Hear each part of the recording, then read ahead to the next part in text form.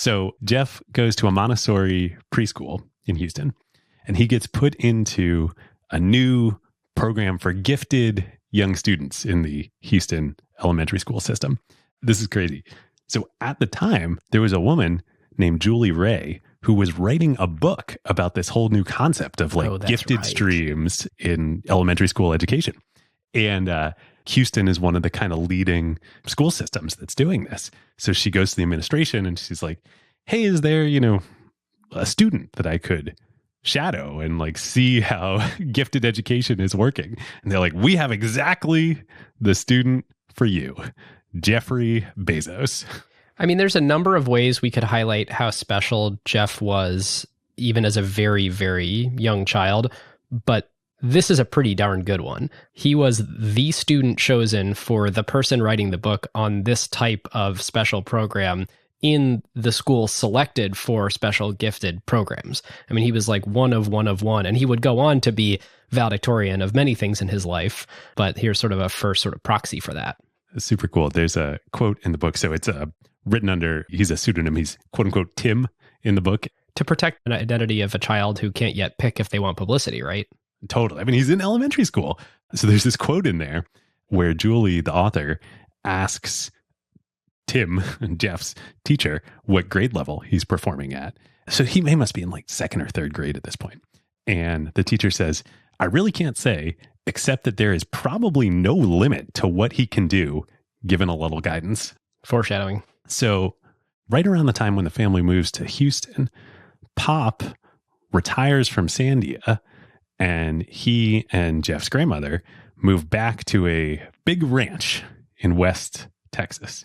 And by big ranch, I mean a 24,000 acre ranch in West Texas that is 100 miles from the nearest retail outlet. And starting at this point, so Jeff's 4 when this happens, Jeff spends every summer on the ranch living with his grandparents 100 miles from the nearest store.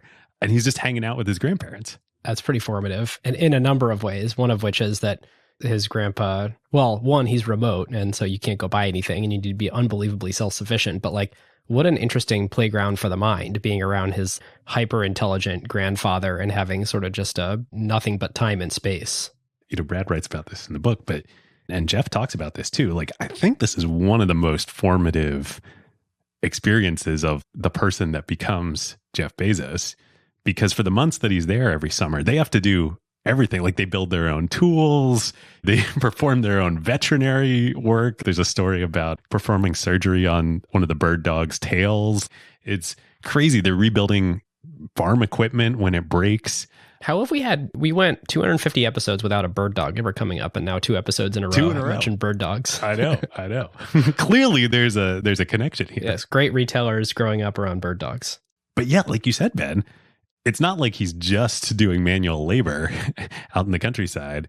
He's doing it with this guy who ran the nuclear weapons program for America. Man, it's so hard to do a podcast about Amazon and Jeff Bezos now, because the company and Jeff as a person are a symbol for so many different things to so many different people. But I think one of the sort of things that hit me when, of course I follow Jeff on Instagram, and you see him in sort of his cowboy boots with the Blue Origin rocket. And I remember when I first saw those, before really understanding his past, I was like, well, that's sort of disingenuous. Tech billionaire guy throws on his cowboy boots and heads to West Texas, and he's acting like I'm one of the locals. But that's what he grew up doing on the farm. Yeah. Yeah. The ranch in Van Horn, Texas, I think it is now, where all of Blue Origin's operations are based. It's there. That's why it's in West Texas. And there's a lot of space. Pretty good place to launch rockets. There's literally space to launch rockets. All right. All right. So when Jeff's a teenager for high school, Exxon moves his dad to Florida, first to Pensacola and then to Miami. This is so cool little cap for this episode to Mike's story. He comes back to Miami, all these years later as this big time executive at Exxon, which I think was the largest company in America at that point in time. Had to be. Yeah. He goes from literally steps off the plane in Miami, has nothing. And now he brings his family back to Miami with so much. So cool. Who got the truth? Is it you? Is it you? Is it you? Sit me down, say it straight. Another story on the way. Who got the truth? Who got the truth now?